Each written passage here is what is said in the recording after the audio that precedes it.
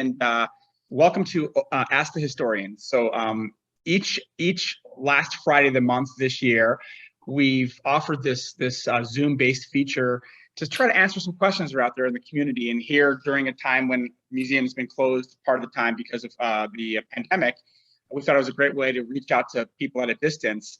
As we just heard, in Colorado it's sunny, but here it's rainy in Oak Park, so it's good for you to be able to join us from your homes and perhaps places of business, taking a little break to hear our program today. We're so glad to welcome Bill Dring back to Oak Park.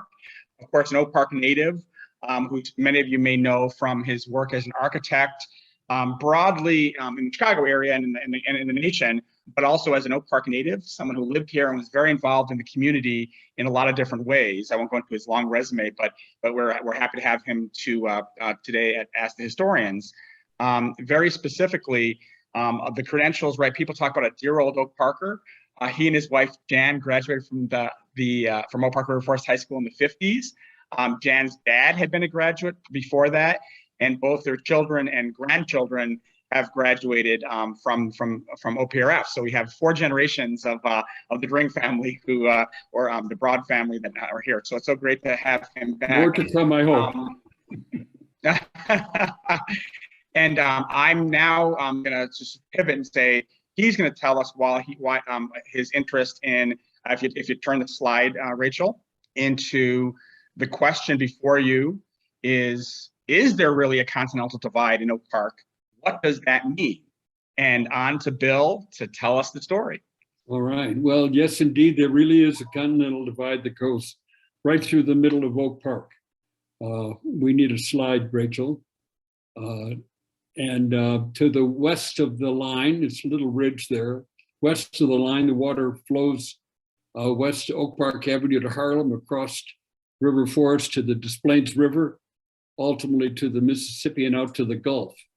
On the east side, the water flows across Chicago to Lake Michigan, through the Great Lakes, and out into the Atlantic Ocean at the St. Lawrence River. If you want to know more about the divide, the facts and the social history, the museum has a new website portion that's devoted to it, and it'll tell you more about that aspect. But today I'm just going to tell you about my own personal discovery of the divide and about some of the adventures I've had in researching the history and getting the signs installed. When I lived at the corner of Berkshire and Elmwood, we should have some slides here. There's one of the signs that's been installed, and there's the exhibit at the museum.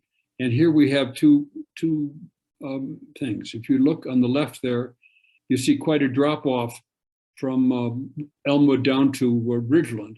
By the way, just the fact that it's called Ridgeland should give us a clue that there's a ridge going through there.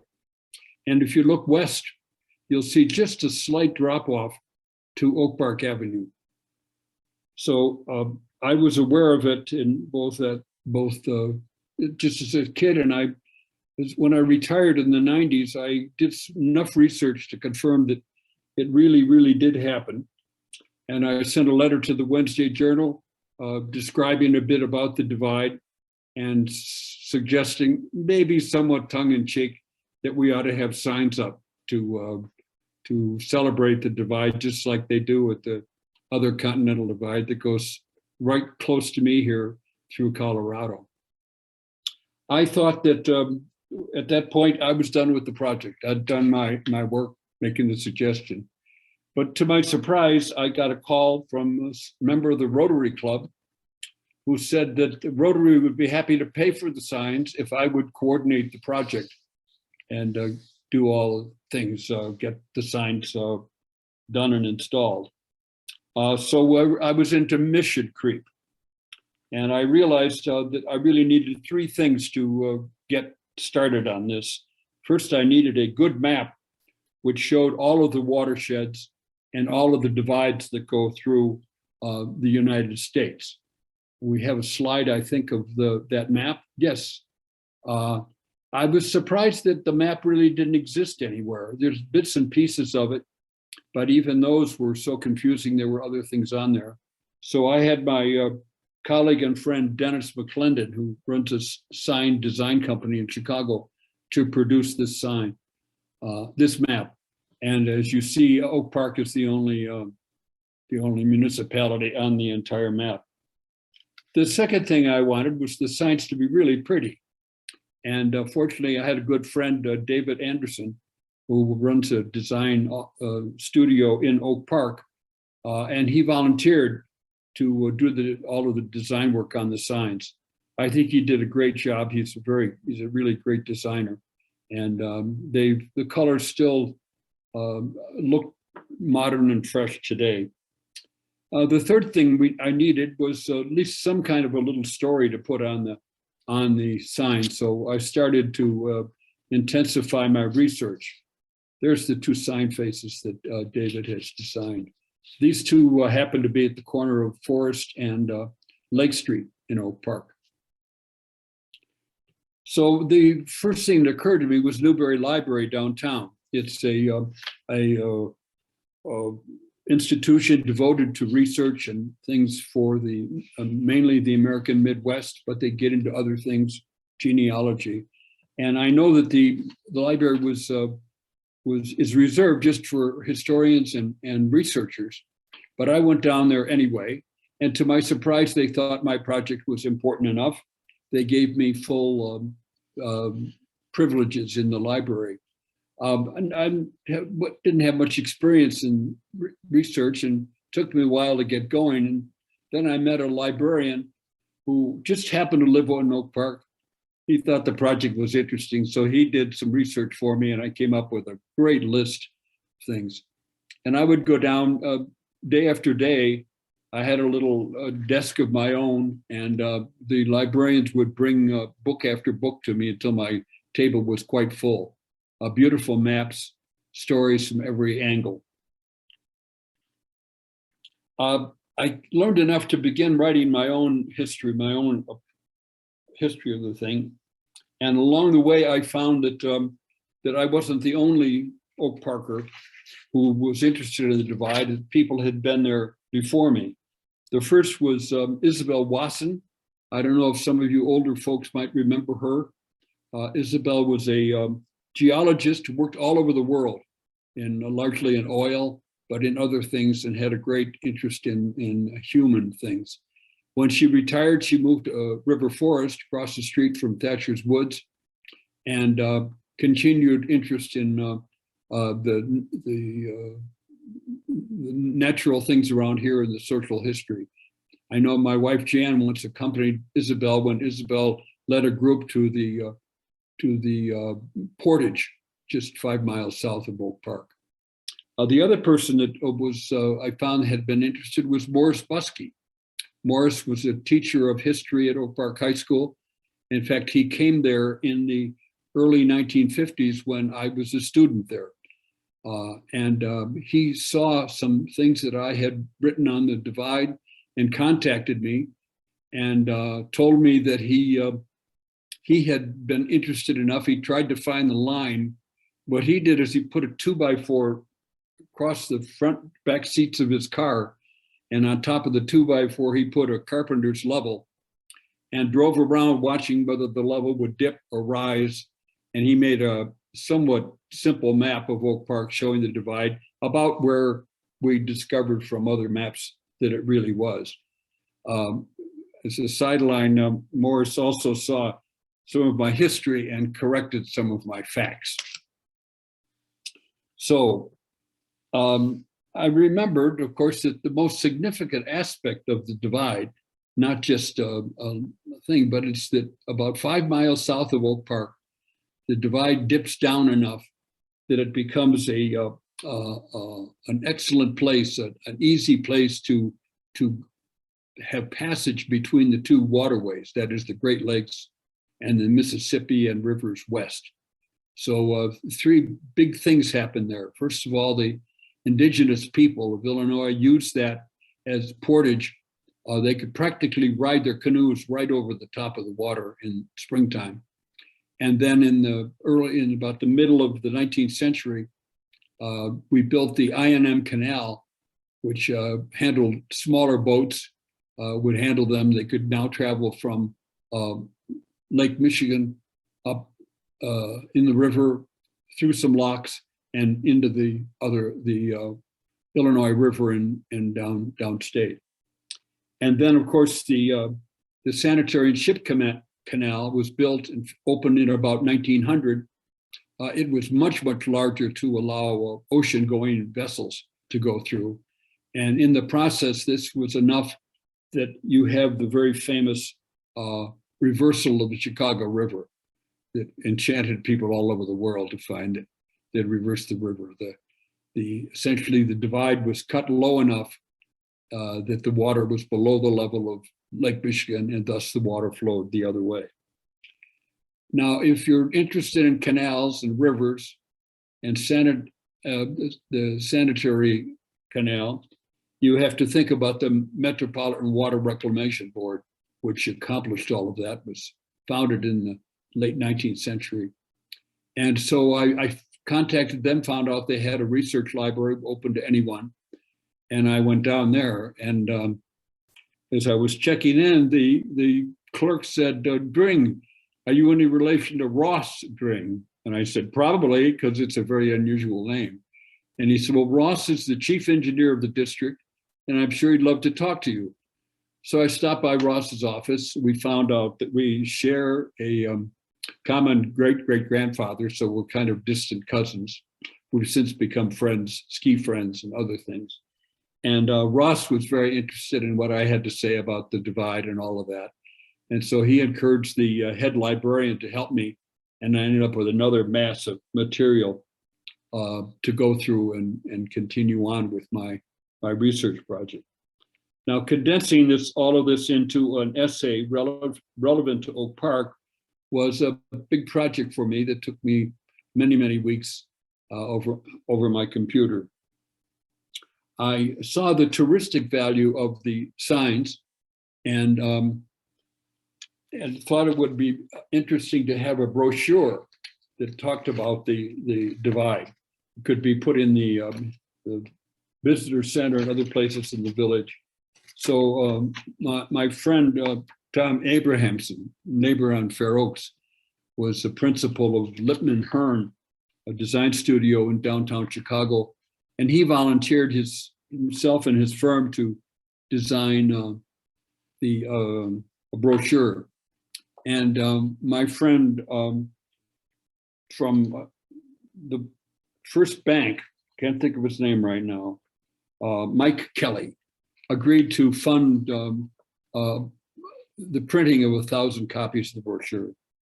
Now, if you're seeing a trend here of all my friends, it's indeed true. I have a lot of friends in Oak Park, and the idea of the signs in the divide fascinated them, and I had no trouble at all putting together a rather big team.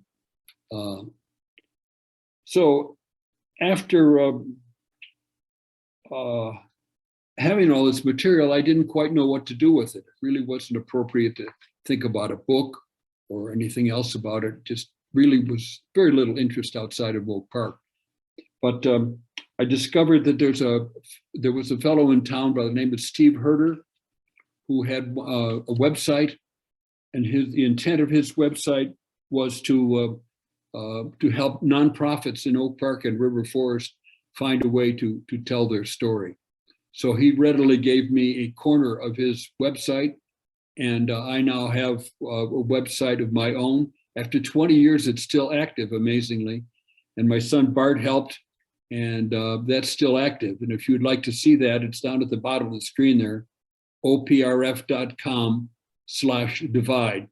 And that still has my whole 4,500 word essay on it. So after more than 20 years, the signs were getting a little shabby looking from the sun and the exposure. And so I found yet another friend, Ruth McLaren, who was one of the officers in the Rotary Club. And she suggested that Rotary might indeed be interested again. So she hooked me up with Charlie Williams, who was the president at that time, and Rotary again agreed to do the signs again. So I hooked up, partnered with the Oak Park River Forest Museum, and they coordinated the placements, as I could, of course, could not do it from here in Colorado. And now the signs are all fully in place. I want to end my presentation with a talk about a rather critical matter that's come up quite recently that I certainly was not aware of. For all the time that my history covers, 350 years of Europeans being in the area, and as much as we know about the indigenous folks before that, the lake level, Lake Michigan level, was very constant, didn't vary very much at all.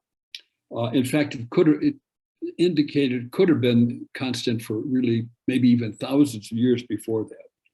But in July of this year, there was a two-part article in the New York Times by a fellow by the name of Dan Egan, who's a journalist, also wrote a book about the Great Lakes. And he's doing modern research and found out that because of climate change, the level of Lake Michigan is changing a lot. And it could be an extremely serious matter. If the lake drops very much, it'll no longer flow into the river and take our wastewater away downstate. And if it rises higher, doesn't need to rise very much higher, it will flood Chicago. And his article has photographs of the lake with big waves and a wind from the east, waves crashing against the high rises on Michigan Avenue. So that's my story. I hope you enjoyed it. I'd be pleased to hear from any of you. My email address is easy. It's BillDring@comcast.net. I'd be happy to give you links to any of the stuff that I've talked about, answer your questions, or just chat. I'm going to jump back in, Bill, and ask people, this is Frank Lipo again, I'm jumping back in to say, if you have any questions, if you want to put them in the chat box, and then Rachel will read them off to Bill to make it facilitate that. I just wanted to add that when Bill reached out to me about kind of partnering on the redo of the signs, we were so delighted that he thought of us, and also the chance to work with Rotary Club with Rotary funding to redo the signs. And I appreciate Rachel's work, basically taking Bill's original research and sort of updating it for our website, and obviously crediting Bill with that. It's so nice that this part of the local history is another generation is going on for another period of time, and we hope for forever. The other thing I want to say is I just want to credit the Village of Oak Park and the Park District of Oak Park for helping to install the signs, just free of charge, just to kind of take down the old signs and put up the new signs. So a true community effort with Bill's passion, leadership, and research that allowed others of us to step in and kind of assist him in this vision. So, but Bill, I'm just going to jump in with one thing. Why is Oak Park really that unique in terms of breaking the breaking the continental divides, sort of having it go one way versus the other way? Wouldn't that be common across the United States? Tell me more about that, because I've been a little bit curious about that. Certainly, everywhere that the divides go, if you could possibly get that map back, Rachel, it's the same situation. The unique thing about us is because of the low point just south of us, we have the possibility of broaching the divide to get across it. That doesn't happen any other place. The Hudson River connects up to Lake Erie, Lake Ontario, and up into some other places. But other than that, crossing the divide is usually a big deal. You usually have to, in Colorado, you climb to 10, 12,000 feet often to get across it. So I have a question from one of our viewers. It says, does Oak Park's location at the top of the divide make flooding less likely here than in lower areas? Yes, especially on a day like today when it's raining, some of us might not believe the answer one way or the other, but Well, do you think? in a sense, we're the highest point around, so you can't, it would be very hard to flood Oak Park, but the land is so flat that when more than once in the last 20 years, when we've had big rains, the Des Plaines River has gone up enough to get water well into river forest. But I don't think it would ever possibly get as far as Oak Park, as Harlem Avenue and in there. And from the east, it would be even more unlikely we could ever get any flooding. But per Dan Egan's article, we're only a few feet above, I think it's probably like 20 or 25 feet above lake level. So it's not impossible. So how about another question? I actually have one from somebody who emailed me this question relating to the lake levels. And somebody asked me about the Lake Michigan, the border of Lake Michigan used to come up to the ridge. Is that true, was the question? Yes, that is true. In the end of the glacier age, which was about 12,000 years ago, the Lake Michigan was initially pretty well frozen over. And as it thawed from the south. And the north end of Lake Michigan was still an ice dam. And as the lake level rose and rose, it finally came up to the point where it could flow over the portage point that I mentioned before. But that put it over so that the Ridgeland Avenue was a beach. And you still find that there's a lot of sand lenses underground. When people build in Oak Park, they sometimes find this rather unusual amount of sand. Thank you. Let me take another question. How does the divide relate to continental drift or plate tectonics? Do you have any? No, that's beyond my knowledge. Yeah. Don't know anything about that. Okay, another area of possible research for us in the future. So on to my next question. Do you know what the highest point in Oak Park is? That would be very interesting to pinpoint. I don't know. And I'm sure that we can find access somewhere to a map that has those levels. I think it would be very interesting to see if there is one point in particular that's the highest. Would be interesting. Don't know where that is. It could easily be that the village of Oak Park may know, because they have to work with things like sewers and that are involved with that kind of thing. Mm-hmm. So I have another question from a viewer here. It says, is it feasible to have additional signs throughout the village? And I'm not sure what kind of signs you might mean, because there's currently 5 signs that pinpoint different spots along the ridge. Yeah, we just put them up at we thought major points, North Avenue, and then the northwest corner of Taylor Park, and then Chicago Avenue there west of East Avenue, and then the corner of Scoville Park. And then at that point, the divide heads west. And so we have one in downtown Oak Park at Forest and Lake. Mm-hmm. Good for you. And you haven't even seen the new signs in person yet, Bill. I have not, but I'll be, we're going to be there for the holidays, and it will be interesting to see all the signs. Absolutely. Thank you, Joan. In the comments, you said a topographical map with contour lines shows elevations, and that's what I was thinking of. Yeah. I know that different like museums or different places would have access to that sort of thing. So you can definitely try and find one to look at.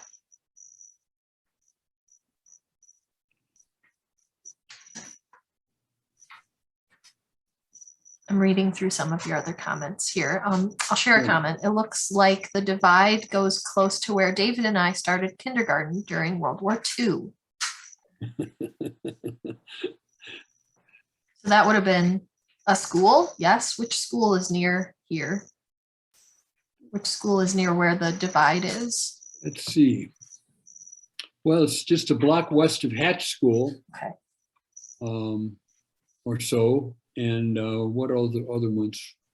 Homeschool, no, be several blocks from there. The old school at Lowell School was right on the divide, but that's been gone for quite a few years. Thank you, because the sign that we have actually, I think in this slide, is right in front of the building that took the place of Lowell. Exactly. Yeah, the right-hand sign, that brick wall behind is right where Lowell School was. Fascinating. I'll share another comment here. As far as the highest point, one of our viewers says, I'm certainly going to keep an eye on my car navigation because there's an altimeter. So that would be interesting. That's a great idea. Now that's technology I didn't have back 20 years ago. Ain't that the truth?